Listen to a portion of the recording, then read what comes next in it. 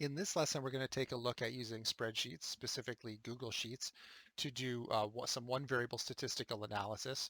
So I've already started by putting in some information here. I put my marble collection. Hey, you know what? That's a title. Why don't I bold that? So I can make it bold and pretty. And actually, these are column headers. I'll bold them too. So for some reason, I have a marble collection still, despite the fact that I'm an old person. But I've got different colored marbles. I've got some red ones, some yellow ones, some blue ones, and some green ones, and I've listed the numbers here. I put down total, but I didn't actually figure out how many I had in total, so I'll do that now. And that's just going to equal the sum of, hey, those four numbers, which it automatically assumes I want to add. So I'm just going to hit enter, and there it tells me that I have a total of 17 marbles. So what can I do with this data? Um, Let's start off by just making a couple different types of graphs. So we're going to do a bar chart and a circle graph and see how those work.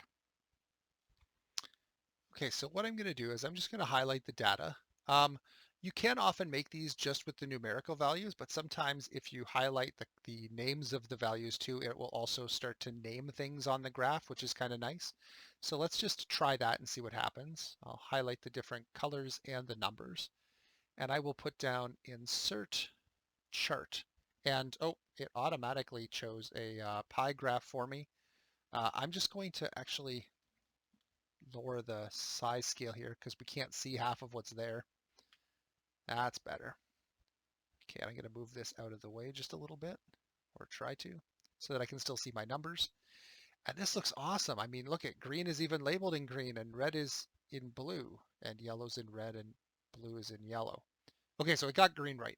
So it didn't really look at what these are, but it did label the different parts of the pie graph, which is nice. So what I'm going to do is go over here and see if I can switch that up. Now, if these four things weren't colors, they were like courses you were taking, then this is completely irrelevant. But since they are colors, it feels kind of weird to just leave it as the wrong colors.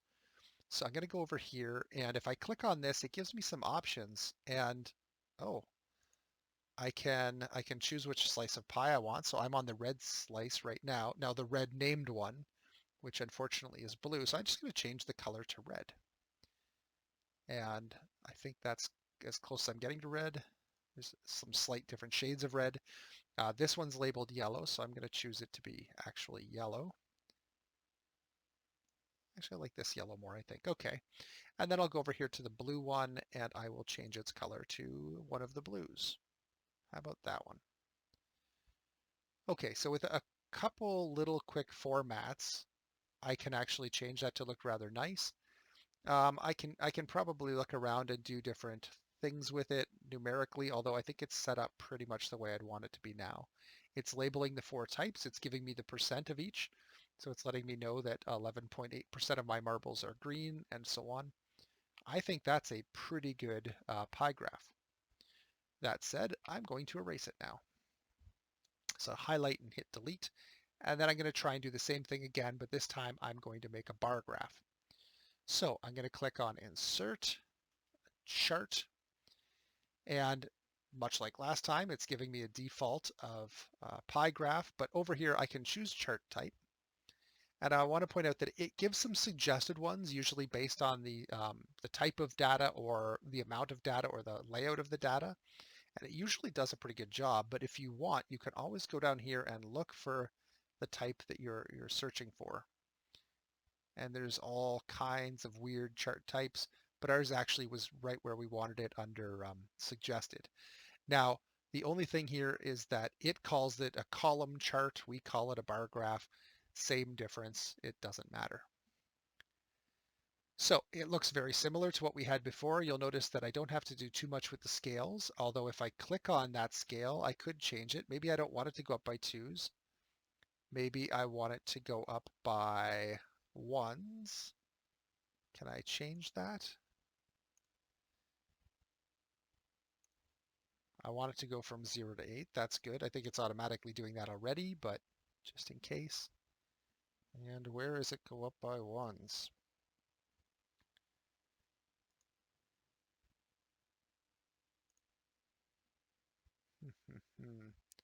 Major tick lines, minor tick lines.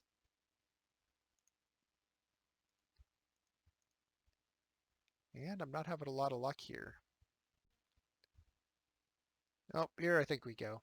Our major spacing, we want to go up by ones.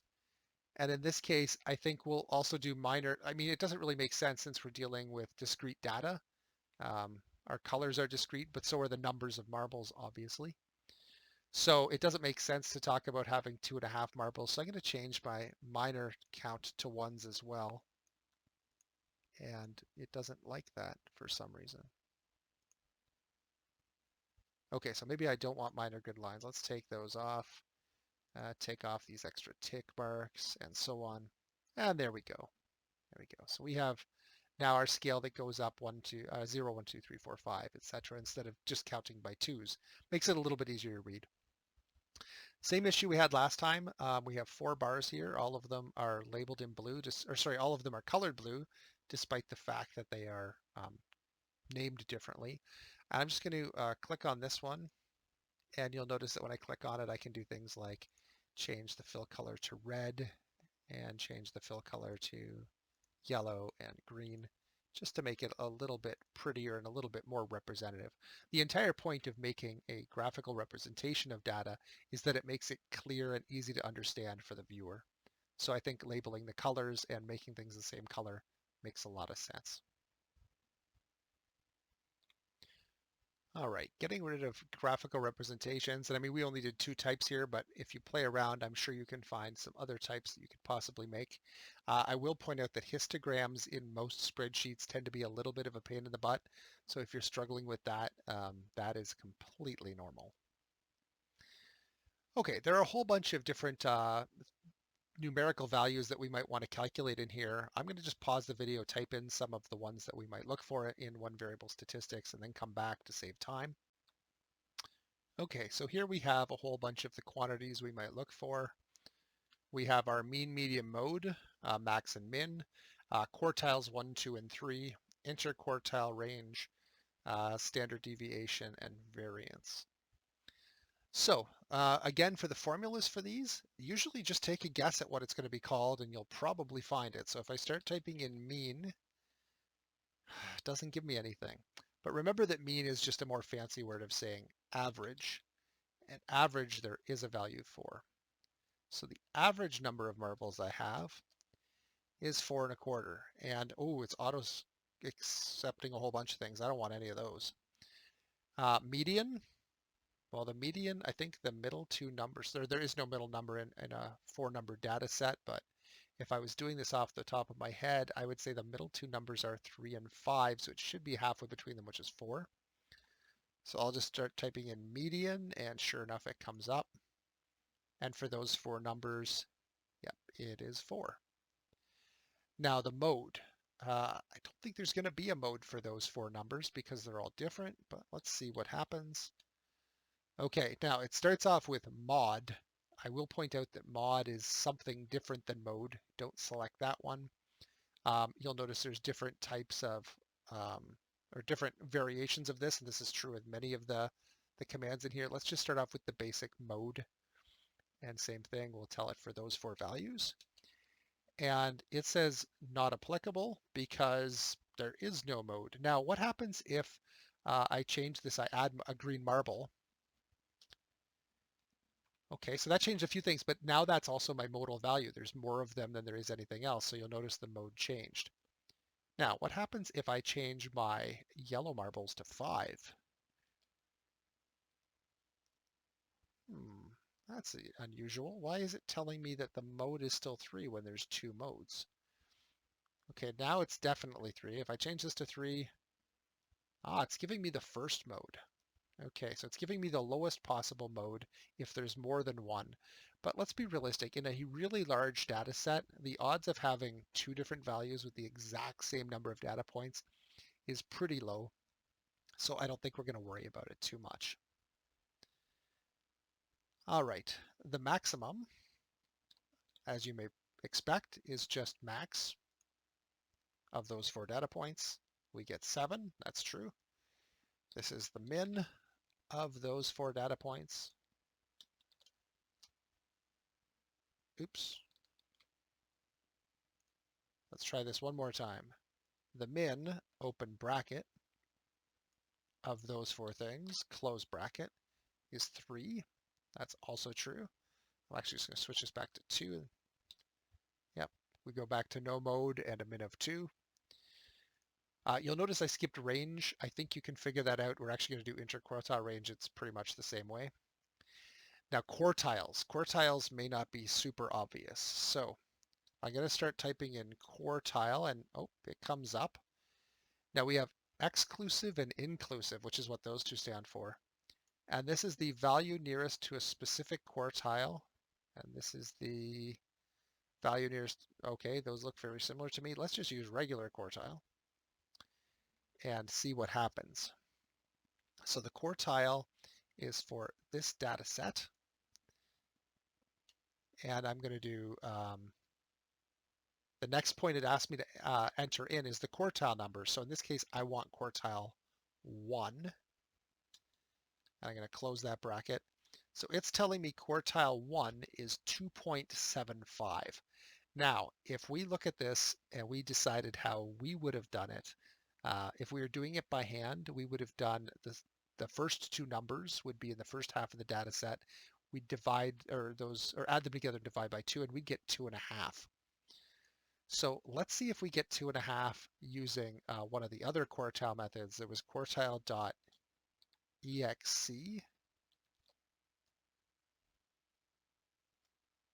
And that gives us 2.25, which is too low. And we could do quartile INC, and it gives us 2.75 again. Okay, so no better than others.